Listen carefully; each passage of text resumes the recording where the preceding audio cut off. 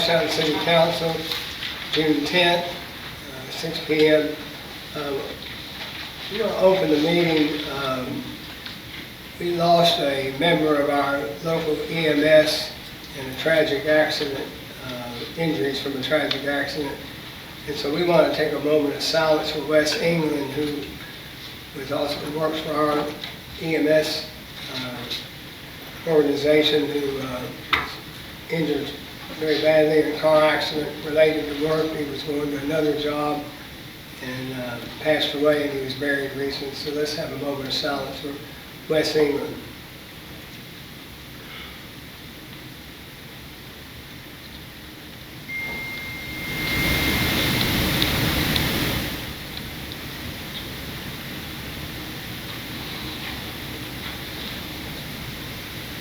Thank you.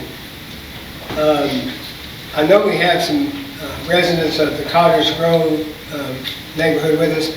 Normally, we don't just have an open forum every meeting. We normally would ask, have an agenda item and so forth for y'all to come and present. But tonight, I'll make an exception that if one of you all could maybe represent the neighborhood and talk about the drainage issue that you would like to talk about, then we have our engineering people here and council members. I'd like to handle it that way because we have a full agenda already in place for a lot of other things. So, I don't know, Mr. Crabtree, you were the first one here. Are you the, would you like to speak? Or if someone else is more comfortable with the speak? Would you all be okay with that? Yeah. Okay, yes, sir. Yeah, it'll just, we don't need 5 or 6 of really the same message, but go ahead. Yes, sir. A few minutes here, please. All right, well, it was, back when we had the heavy rains not long ago, that we had a flash flooding going on.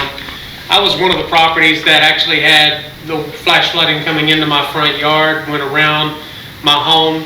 We were kind of fearful that it might even get close to coming in the home. But, we weren't sure where it was coming from. We know it came from a property that was being constructed kind of catty-corner to us. And then we had other members of the neighborhood that had some photos. If you all would like to look at them, I could have you all take a look, just kind of pass them around.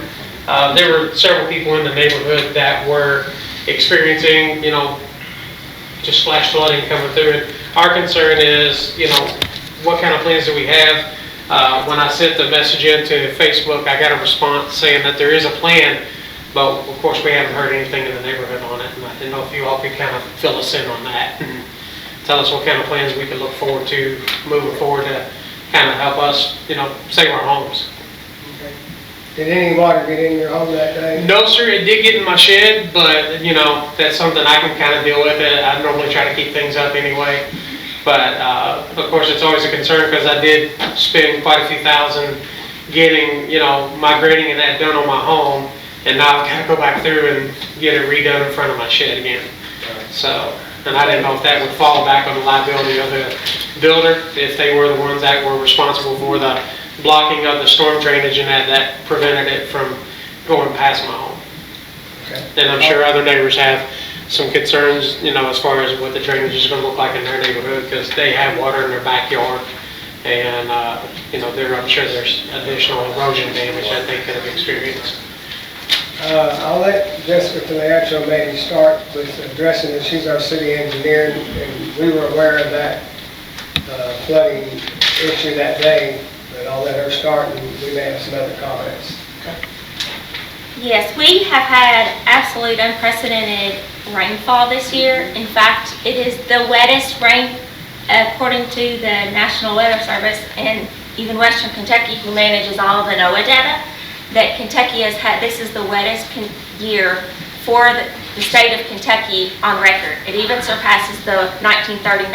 Since they've been recording rainfall data in like the early 1900s. So, and the rainfall intensities have gotten big, and I know in May we had one heck of a rainfall in 1 inch per hour that surpassed all what any state highway engineer, developer, anybody designs piping for in order to handle that rainfall, the intensity at which it falls, which is one of the reasons why we've had so many flash flood warnings, issued by the National Weather Service as of late. Just wrap it up, wrap it down. With respect to the lot along, I know the parcel that you're talking about, along Susanna and that area where it's been undeveloped for so many years, and that was kind of a natural low spot for water to kind of drain over the years, and now it's having a home built on it. We've actually already met with that home builder and talked in depth, and we have, in identifying the existing drain pipes that are in the neighborhood, we've identified that some of the piping that was on the original design plans weren't constructed the way they were originally submitted. So we've actually have already initiated and have a plan in place to add a head wall and some additional piping in that area, because right now there's only like one grate to take in all that water. So we're putting in a large pipe that is going to, with a head wall and a large ditch to direct that water to take as much water as we can. Again, I can't supply, I can only do what I have available and in the space available to do it. So we've got a plan, and that it's going to be a 36-inch all the way down to take it back over to the natural drainways. Also, this neighborhood was designed and developed before our current rainfall or engineering standards were in place. So there's natural drains and low-lying areas that come through there that should have a drainage easement assigned to those, so that to keep people out of, from building in those areas, although they may not show up on the plat because it was done during a time where those things just weren't done. It was water runs downhill. You can see that's the low area. So we're trying to preserve those as much as possible. We are aware of some of those areas that the water's not getting out fast enough, and we've got piping and actually precast submittals and some piping quotes for that to come in our budget right now. That is one of the items in our budget for approval. So we do have some of those items to be addressed, but if it's in the backyard and in ditches and getting it high, I'm just thankful it's not in homes, because it would be in our home if we didn't sandbag our back door. It would be in our home. And you're talking about Susanna. We're on Winchester and August Court. We're ahead of Susanna where you're doing that.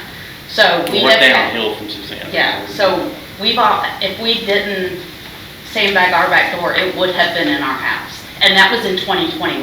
That was not this year. Yeah, it has nothing to do with the rainfall this year. It's been going on for 5 years. Right. Well, in 2021, that was like 5 years, and the most recent, since 2010, we've had super high rainfall intensities. There was one, I think, in 2021 that I can remember where there's been, I think that's when the covered bridge down there at the village floated away. Yeah, we had a flash flood. There was moved in. Yes, that was also a really high event. So we'll do what we can and see how this can improve, and we're keeping an eye on the area and doing everything we can within our power. Yes. Right. And we appreciate it because we've called engineering since 2021.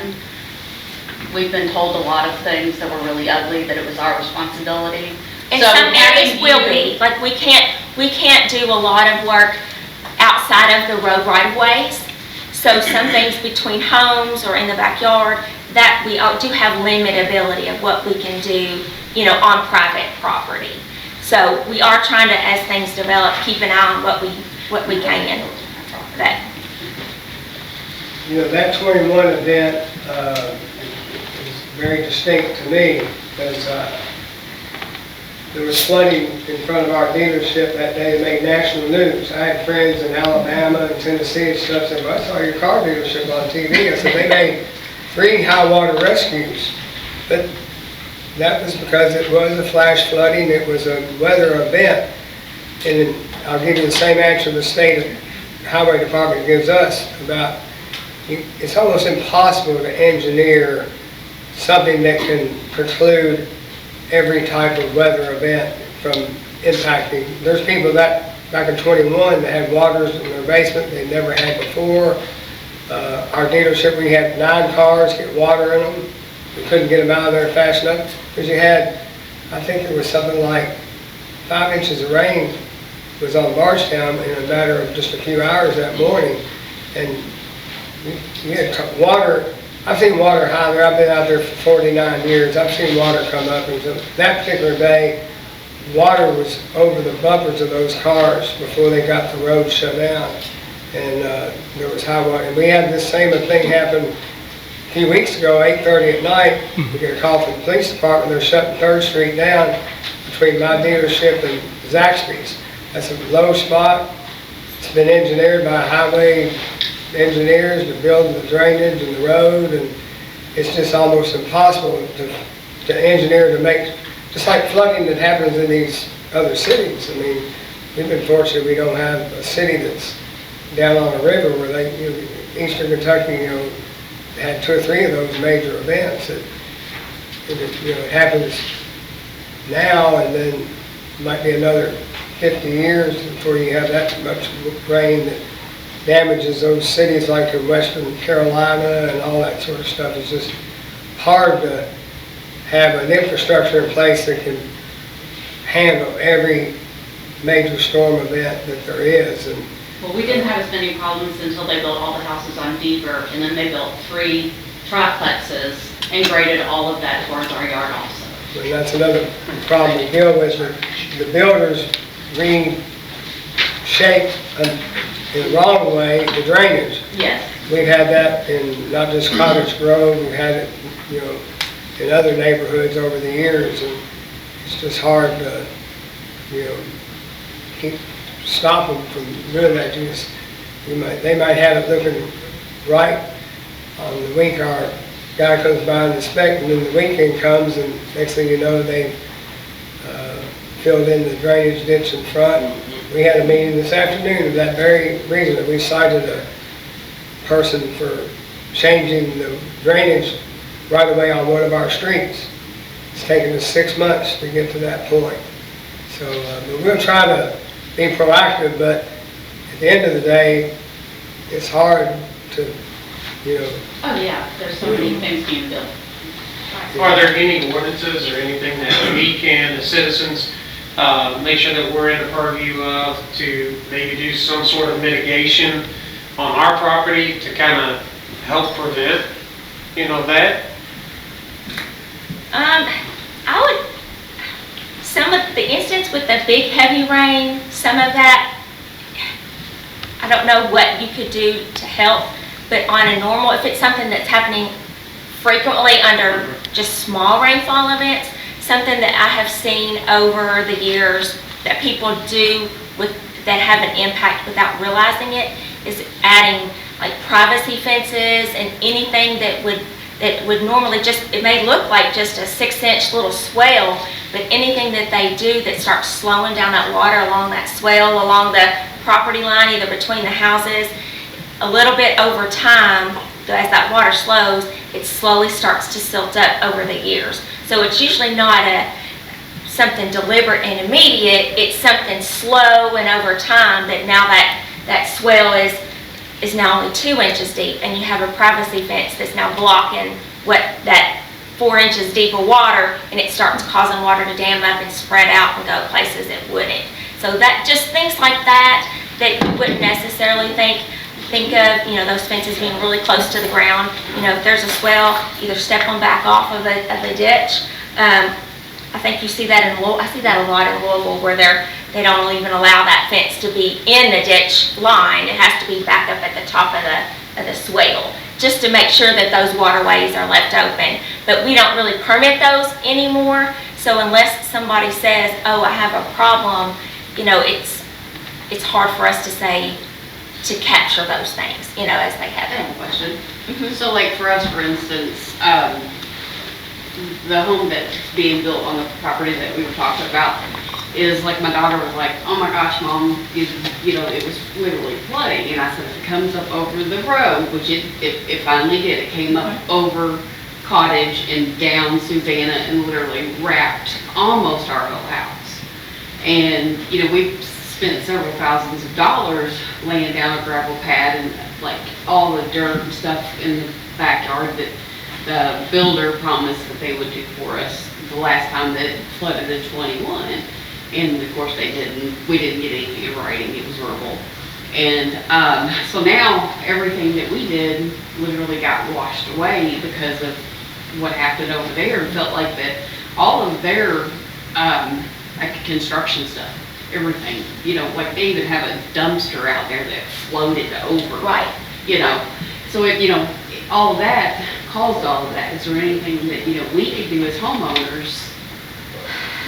In those What kinds of happens? instances, it's almost like an act of God, you know, and it's not gonna, we've already spoke to that person about trying to move that dumpster out of the way, and again, we've already even ordered the pipe to try to capture that where it's not just the one grate. So, I'm not sure in that instance, in fact, even when engineers design cross drains and roads, you generally make it such that it, under a severe instance, it will topple the road and continue on down rather than, you know. Well, I sell insurance, so my fear is that, you know, whoever's gonna buy that property now, where all that low-lying water comes up now, you know, they're gonna have difficulty when they do have a heavy rainfall, because I've seen it get to those levels where it's almost inside that new dwelling. Right. And We me have- as an insurance Right. person, We it have- scares me to death. Exactly, we have had that very conversation with the property owner, but again, I'm in a unique position Yeah. as we're just providing, you know, encroachment permits for driveways, and they're already lots of record. So at this point, because it's in a lot of record, it's difficult for us to say you don't have the legal right to build on that. It's at your risk. So I'm not sure what, I'm kind of stuck. Like, I can advise and say, hey, you need to raise this up another block. Are You we know. allowed to find out who that builder is? Because we do not know who that builder is. So we're assuming that it could be who built our home, but we're not 100% certain to reach out to them and say, hey, this happened again, and you know, you all didn't own up to your verbal in 21. That's starting to get into That's like a private cause of Yeah. action that Yeah. I really don't. But I just didn't know What? who the builder was on that particular lot. Is there a way to find out? I mean, you could certainly go to the PBA and PBA, ask them to look up who owns the lot. You know, Okay. I don't know who's Yeah. building the lot, you know, who's building on the Right. lot, but you know, that would be a start. Okay, I appreciate that. Thank you all for your time, I greatly appreciate it. They have a website, you can look it up on. Okay, great. PBA. I just have one quick question. Some of the pictures you saw there in the backyard that has like a little river running through it, that's my backyard. Is there something, we're at the bottom of the hill, so all the water runs down our neighbor's hill and through our backyard, and I don't know, we've even considered like bringing in dirt to fill it in and push I the, wouldn't. push the drainage away, like, If you're trying to protect your foundation, you could do something, but anything that's gonna fill in where that water is taking up space, the more like soil you put in it, you're raising the flood elevation, so that water level's just gonna rise. So I think there's like certain guidance, like you have to be able to receive water runs downhill. All runoff has to have a place to go.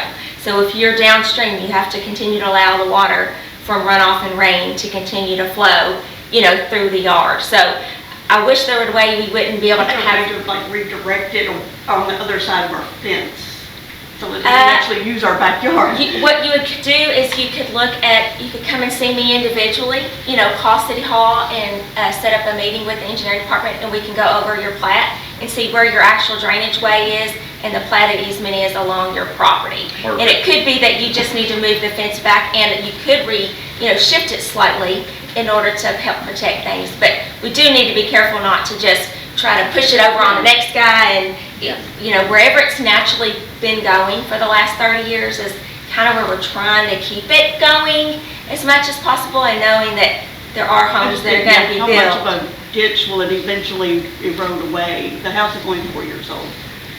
So I don't know, that's just, you know, not overthinking. Right. In It's 10 hard to years, is it say. gonna be how big of a building it's gonna be? Right. Kentucky. I know. But yeah, feel free to call City Hall, and Stephanie Holbert is the engineering assistant. You can call and set up a time to come by, and either myself or our staff engineer should be able to pull that information for you, and at least, you know, we can look at your individual properties and see what options are available. Okay. Thank you. Thank Thank you you. all for your time. Appreciate it. We almost had a water plant flooded, only the second time in the history of that plant. We got within, 6 feet of that water breaching our levee. with the shut. Oh, well. That's how high that water got with the flooding, that weekend of the flooding. We were filling sandbags too. Yeah, we had to do, some, Mother Nature's can be Been very nasty bad, this year. very bad and difficult. So thank you all for coming tonight. We'll get back to our regular agenda. Thank you all for your time. Thank you. Okay. Appreciate it. Thank you guys. And y'all don't have to stay, so feel free to get up there.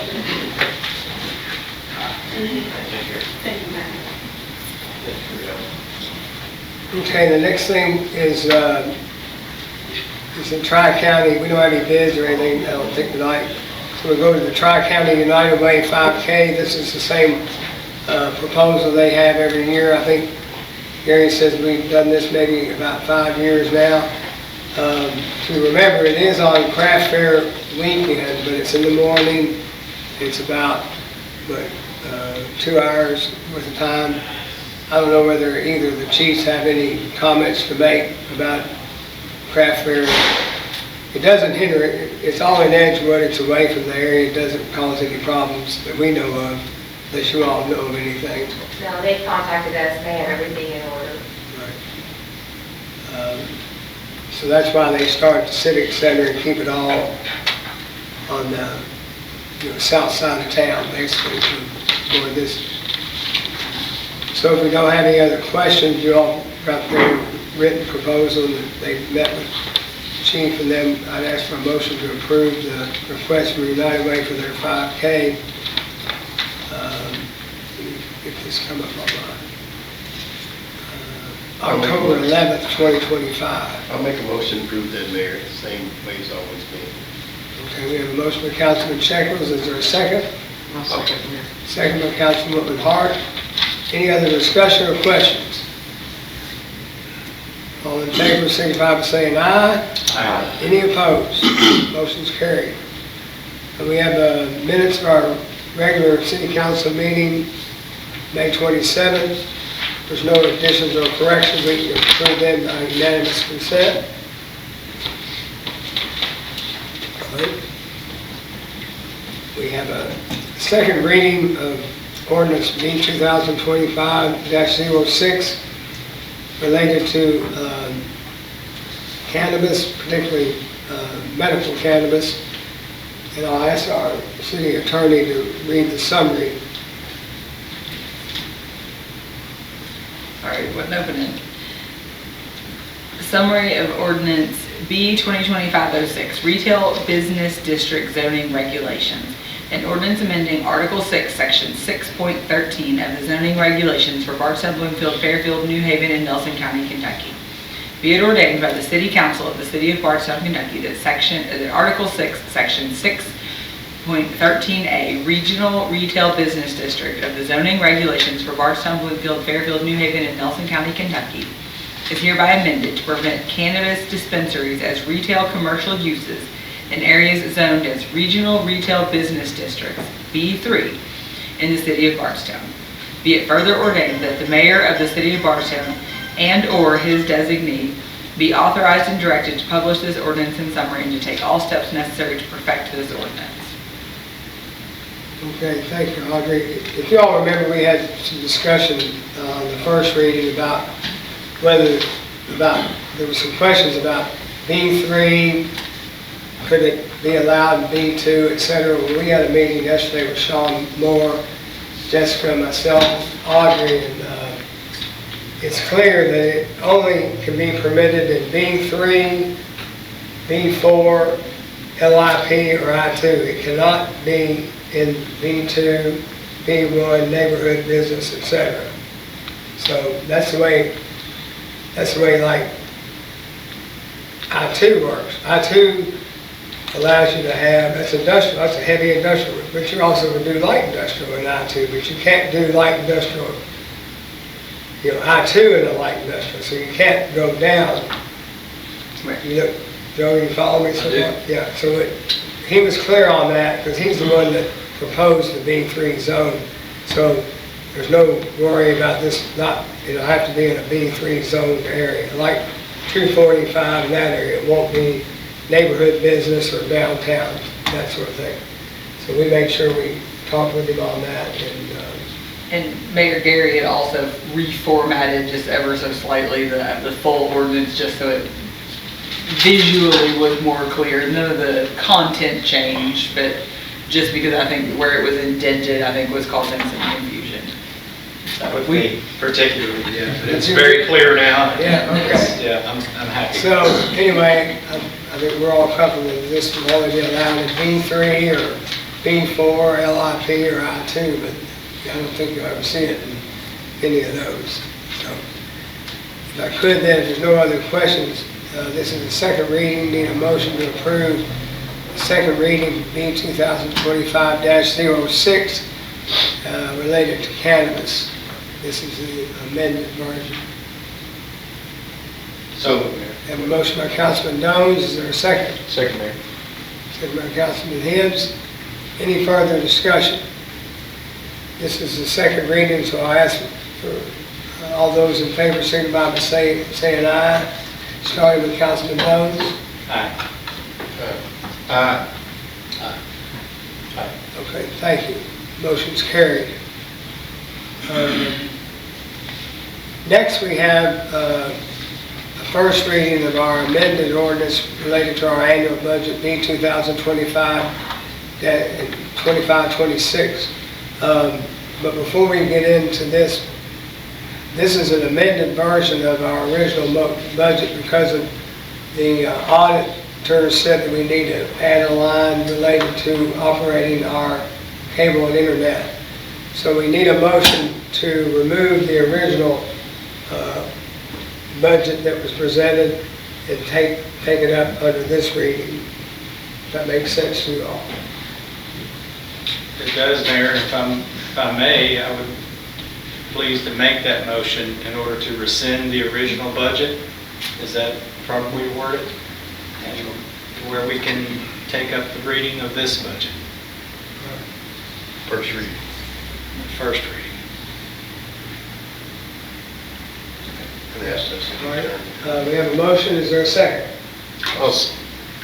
I'll second it, Mayor. All right, second by Councilman Williams. All right, all in favor, signify by saying aye. Aye. Any opposed? All right, so now we need to introduce amended ordinance B 2025-07, which is the annual budget fiscal year 25-26. We need that introduced. Someone to introduce that. Mayor, if I may be in order, I'd like to introduce ordinance number B 2025-07 and ask our city attorney to read the summary, please. All right, thank you. Summary of ordinance number B 2025-07, annual budget for the fiscal year July 1st, 2025 through June 30th, 2026. An ordinance adopting the City of Bardstown, Kentucky annual budget for the fiscal year July 1st, 2025 through June 30th, 2026, estimating revenues and resources and appropriating funds for the operation of the city government. Whereas an annual budget proposal and message has been prepared and delivered to the City Council, and whereas the City Council has received and reviewed the budget proposal and made desired modifications. Now therefore be it ordained by the City of Bardstown, the Commonwealth of Kentucky, Section 1, that the annual budget for the fiscal year beginning July 1st, 2025 and ending June 30th, 2026 is hereby adopted as set forth below. Being detailed on the table, but the total of all funds, revenues in the amount of $74,193,650, expenses in the amount of $150,434,400, total revenue over or under expenditures, revenue is under expenditures in the amount of $41,240,750, and it denotes that there will be use of unrestricted revenues. Section 2, that any and all ordinances inconsistent with this ordinance are hereby repealed, and Section 3, that this ordinance shall take effect July 1st, 2025 after its passage and publication as required by law. Okay, so if you remember, the unrestricted reserves will balance the budget, which by law we have to pass a balanced budget, so that's where that will come from. This is our, excuse me, first reading. You all got the letter that I wrote. I'd just like to maybe make a few highlights talking about the budget as a whole, first reading. Aaron will be here at our next meeting, but as you can see, the budget's $115 million. That compares, that's $17 million higher than it was last year, which is a 5.5% increase. But that reflects mainly capital projects that are in front of us for this year's budget. 51% of the total budget is expenses related to capital projects, and that's part of our 5-year planning for these capital projects. So that's why the size of the budget and the increase. It does include a 3% raise for our employees, which will help keep us compatible with the private sector and the public sector. But that raise is going to be offset by some savings we're going to get because the county employee retirement system has reduced our payment this year. So non-hazardous, it's 18.62, and hazardous is 35.73. But those are reductions from what they were last year. So that will help offset the pay increases that we were passing because we'll pay less in retirement this year to both hazardous and non-hazardous. We have a really strong balance of unrestricted reserves to help support capital projects that we budgeted. This revised amended one, as you remember, was because we had to add the cable net line, which wasn't in the original combined utilities. That's approximately $4.7 million worth of revenue coming in and $4.7 million worth of expenses going out. So it's a washout. It doesn't impact any of the balances. But very much like the restaurant tax, we collect it and then we send it to the tourism. There's no gain or loss to the city. So that's why we've had to amend this budget. But there's real quick, the capital projects that kind of compromise this huge budget. We've got $1.9 million set aside for the start design and construction of our new police headquarters. It's proposed to be a 20,000 square foot facility. $25.7 million will be spent on the indoor sports center. First fiscal year, there'll be more spent next fiscal year. It's approximately a $50 million project. Small, but I think something very much will be appreciated. $115,000 will build 4 new pickleball courts outside, which we don't have right now other than some painted ones on our existing tennis courts. $800,000 will go towards resurfacing the streets and repairing sidewalks and some drainage issues. And lastly, $30 million will go towards numerous water and sewer projects that are planned. So there's most of that $50 million, over 51% of the budget right there in those capital projects. So that's just kind of a quick highlight of what's in what we have a first reading on tonight. Anybody have any questions on what we just covered in the 4.7 million cable net line that was added, and it's an in and out revenue and expenses? We do the work and then we bill Charter and they reimburse us the 4.7 for all the expenses the city has. So we don't have any real expense there. Okay, it's the first reading, so we'll do the second reading at our next meeting. And then we also, while we're in budget mode, we have to amend our current budget so that it's balanced at year end before June 30th. So Peggy Harden, our financial manager for the city, is going to fill in for Aaron tonight and kind of give us some of that. This is a first reading, so Peggy, do you want to talk to the amended part of the current budget, fiscal year 25? Do we need to introduce that? Yeah, sorry, thank you, Bill. I'd like to introduce have the summary read of the ordinance B 2025-08, the fiscal year 25 budget amendment. I want to see your turn. Or Peggy can read it. Mayor, do you want me to go on and read the summary before Peggy and then have Peggy talk about it? Yeah, I'll go about it. Gotcha, okay. Summary of ordinance B 2025-08, fiscal year 25 budget amendment. An ordinance amending and adopting as amended ordinance number B 2024-06, the City of Bardstown's budget ordinance for the fiscal year July 1st, 2024 through June 30th, 2025. Whereas an annual budget for fiscal year 2024 through 2025 was adopted by the City Council of the City of Bardstown on June 25th, 2024. And whereas there have been unanticipated changes in both revenues and expenditures during that period of time. Now therefore be it ordained by the City of Bardstown, Kentucky that Section 1, the annual budget for the fiscal year 2024 through 2025 is hereby amended as follows.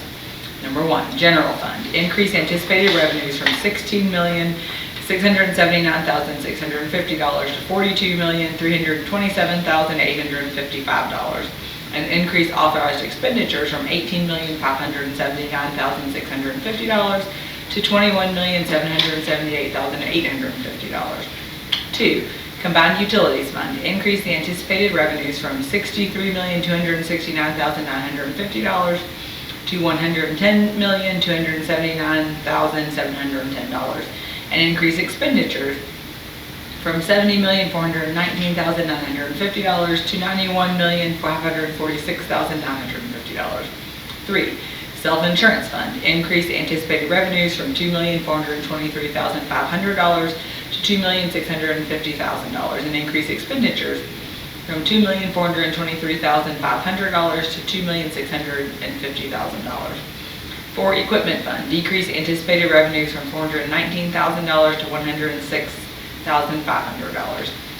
5, Sewer Enhancement Fund. Decrease expenditures from $1,500,000 to $1 million. 6, Asset Forfeiture Fund. Increase anticipated revenues from $60,000 to $260,000 and increase expenditures from $31,500 to $193,500. 7, Cemetery Fund. Decrease anticipated revenues from $121,165 to $98,165 and increase expenditures from $121,165 to $143,165. Section 2.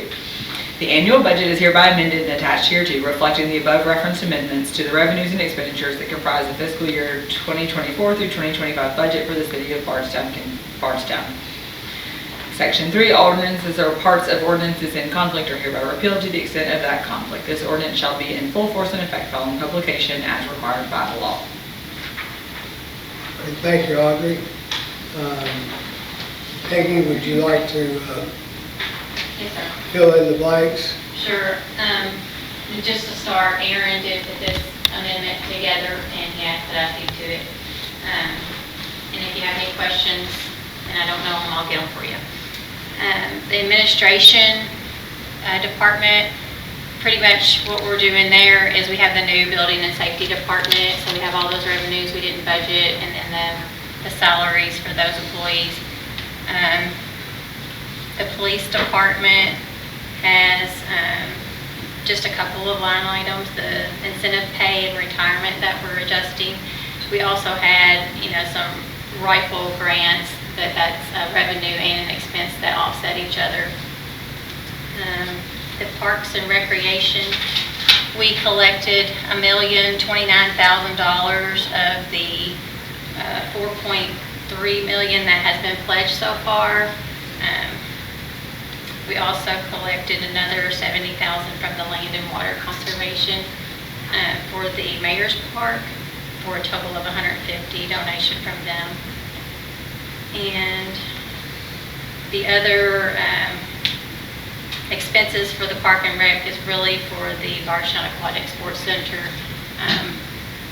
Aaron said that they had a Vuzix bid that was like $1.9 million, and they know they have to pay a certain amount of that out because construction began on 4/29. So those are the big items in those categories that are being amended. The fire department has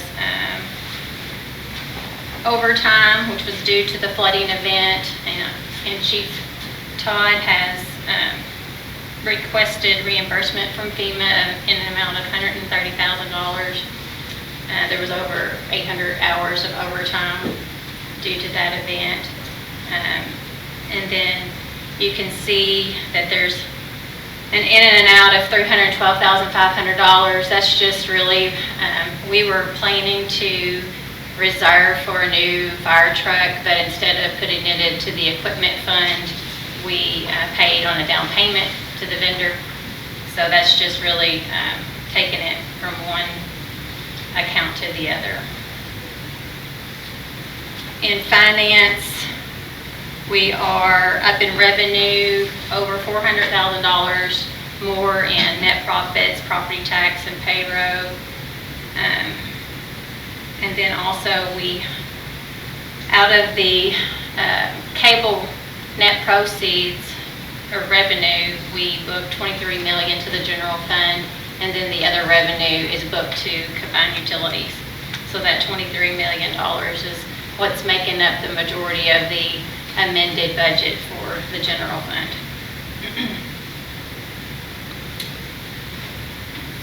Scroll down. Streets, the majority of this is due to the Templin Avenue project. It's a 80-20 grant that we received. The budget was done before the bid was submitted, so they had to do an amendment for that. But we also got 80% more in grants coming as well. So IT department, this is a new department this year due to everyone used to be coded to cable, and now we're trying to allocate, the people who are specifically for IT. And it really was just us trying to figure out what expenses need to go to that department, and the budget was an estimate.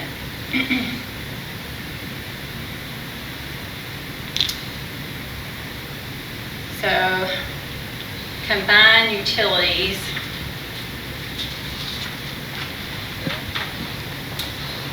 The main driver in combined utilities is really focused on projects that were either delayed or ahead of schedule, so there's some in and outs there. The interconnect with North Nelson was online later than anticipated, so that was a $355,000 increase in revenue. And then the East Zone projects is ahead of schedule, so we're bumping up that expense budget by $285,000. Sewer, we received $2 million in an EPA grant, and we had only budgeted $1 million because they weren't 100% sure if we were going to get the full $2 million, and we have to have inspections and various things, but they were able to get all the money. And then the SDC fund, this is just a transfer internally into the SDC fund, and we just transferred $1 million instead of 1.5 into the water and sewer. And then the big component for sewer is the Whitrow Creek gunning pump station is delayed, and that's a $2 million pickup in the budget. And there's not a lot to talk about with garbage other than their revenues are higher than anticipated.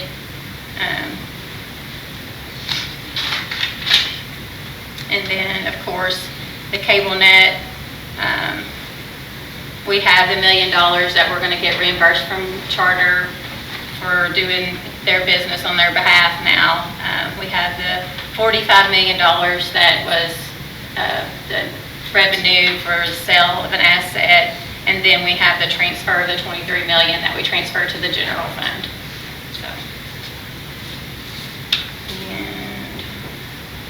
So that is it for the general fund and combined utilities. Then we have the non-major. Does anybody have any questions, I guess? On those? I went through it fast. Aaron will be here on next meeting. They know some of this stuff more detail, but any questions? I can handle any water, sewer, street project questions. They did a good job so far. No questions, I'll move on. Okay, the self-insurance, that is really just our medical benefits, our medical claims, sometimes they're unpredictable, and that affects that self-insurance fund.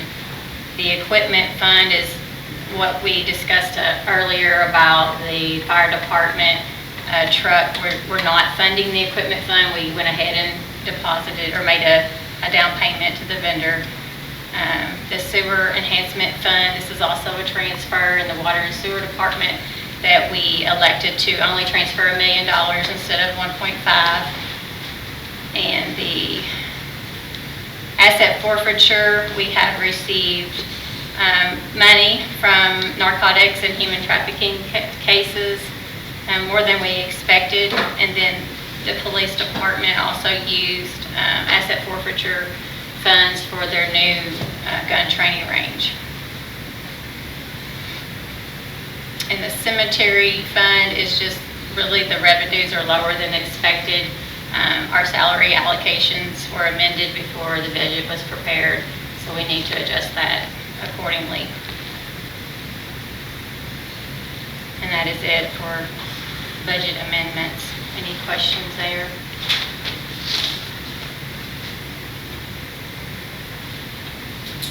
Okay, y'all can review this between now and next meeting too. If you've got any questions, we can address them this first reading tonight, so we don't have to formally vote, but that's how we're going to be amending our budget so that there'll be a balanced budget by end of fiscal year 25.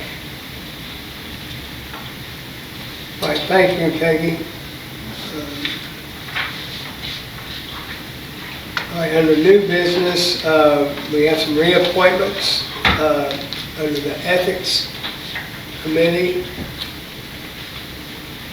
Ethics Board, I should say. Jim Taylor, he's currently serving. His term is expiring, so he's agreed to serve another term from June of 1 till this year to June 1 of 2028. And then we have Councilman Bill Shekels, who's serving as our City Council appointee for our PIDC position, and his term is up for renewal, and he's agreed to serve another term. So unless there's any questions about these, they're both reappointments, and both are experienced in these positions. I would recommend we approve these reappointments. I ask for a motion to approve them as presented. So moved, Mayor. I have a motion by Councilman Williams. Is there a second? Second by Councilwoman Hart. Any other discussion? Seeing none, then all in favor signify by saying aye. Aye. Any opposed? All right, next item, it's getting close to our nation's celebration of our nation's birthday, July 4th, so we've got fireworks applications for fireworks sales licenses, and we have, I think, it looks like 6 this year. Bloomfield Church of God has 3, Washington County Band Boosters has 1, Friends of Bardstown Boys Basketball has 1, and Yoda's Club Kentuckiana has 1. You all see these locations. I think most of them have been used in years past, Gary, except maybe the 5-star on 150 is a new 5-star, so that's a new one. The other ones, I think, previously been used. I don't remember, were there 2 at Walmart last year?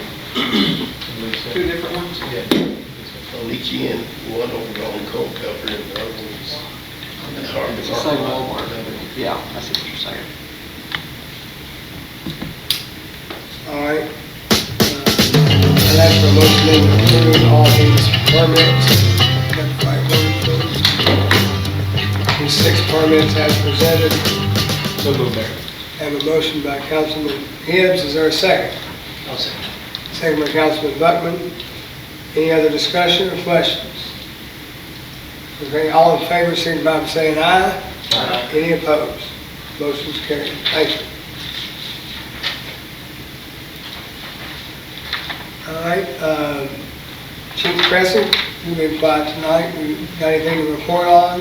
You know, I would like to say a few things. We are, I know probably everybody in this room is getting over inundated with like scams, whether it be email, text messages. They just seem to be really coming in force right now. And so just to put a message out there, one that I seem to get daily is from DMV saying that you have an unpaid ticket and, you know, click one of these things. That's a scam. Don't click on anything that you get. Another one is tolls, that you have unpaid tolls. Well, they don't have your cell phone number, so you know that's not accurate. So that's another scam that's hitting a lot of people. There's people are getting contacted saying you missed jury duty, and that if you don't pay a fine, that you're going to be arrested. That's a scam. Law enforcement would never do that. There's phone calls that are coming out where they're pretending to be from either the city police or the Nelson County Sheriff's Office. Those are scams. Law enforcement's never going to call you and ask for money. That's just not going to happen. There's emails that are going out asking you to update your account information. Those are scams. So don't ever click on any links. Don't ever give anyone information, sensitive information over the phone. If somebody is texting you saying you owe fines or you have that, it's a scam. Delete it, block them. If you ever have any questions, you can always call either, call us at the police department. Don't ever give your credit card information, your account information out to anyone.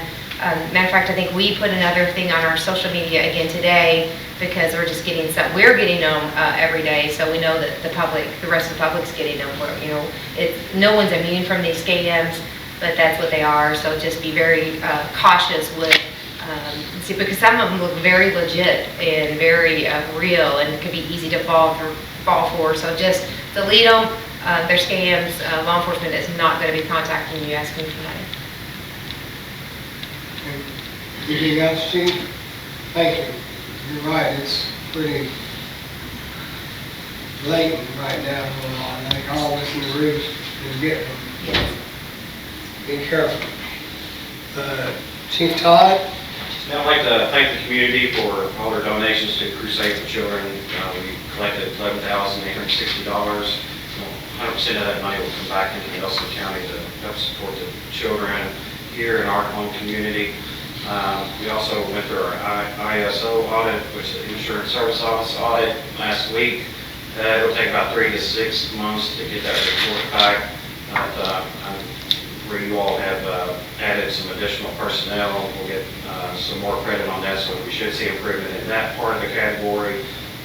We left a lot of points on the table on our last audit back in 2018 in training, and I think we hit all the parameters of that, so we should see improvement in that category. So hopefully with all these improvements, right now we're at 3. I don't know if we'll make it to a 2, but hopefully we will. But we won't know for about 3 to 6 months. Okay. Thank you, Chief. Yes, sir. Anyone have any questions of Chief K or Chief S? Okay, thank you. Anybody, members of the council, have anything to bring before the council this evening, or any reminders of any upcoming events or anything? Everybody okay? On my report, the city of Bardstown is receiving a statewide Main Street Award tomorrow evening in Frankfurt, so Greg Ashworth sits on that board, and he and I will be going up to represent the city for that event. Let's see. It's National Bourbon Week. In case you don't know, just drive around the courthouse, you'll figure it out. It's here.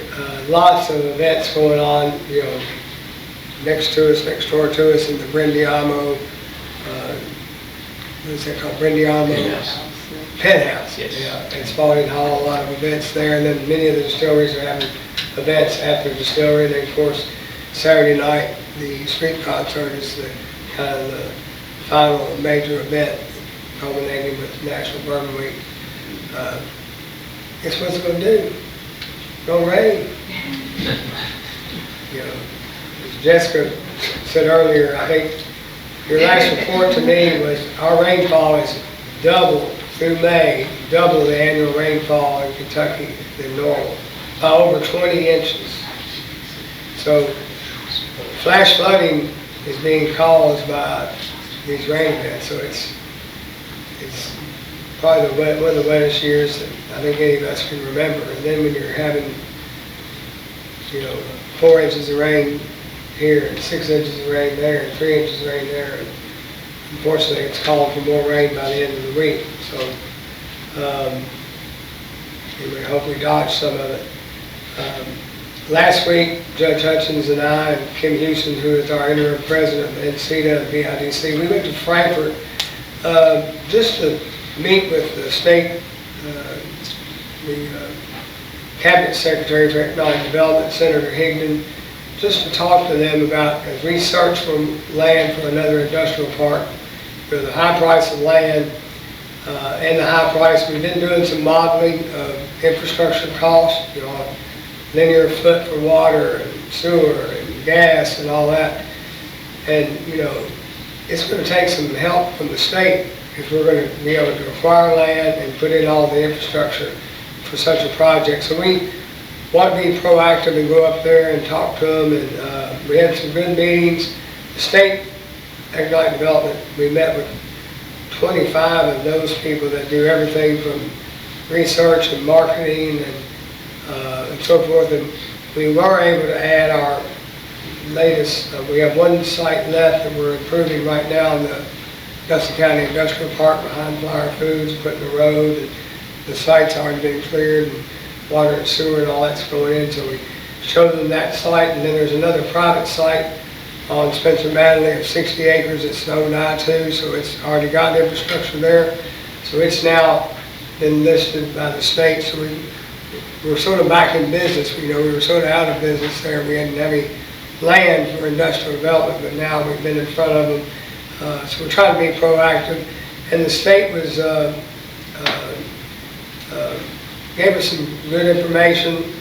There's a lot of hoops you got to jump through to qualify for a lot of the state funding, but hopefully if we get a tract of land maybe under contract or an option, then we can go back to the state and say, this tract is going to cost X number of dollars to develop. You got roads, sewer, water, gas, etc. It's expensive. Then we can get more help out of the state than we have in the past, because it's a big undertaking. The last thing I can give you an update, we are having a weekly meeting with Calhoun Construction to give us a construction update on our indoor sports and aquatic center. I'll just tell you some of the notes I took from the meeting, most recent meeting. As you can tell, most of the work is site work.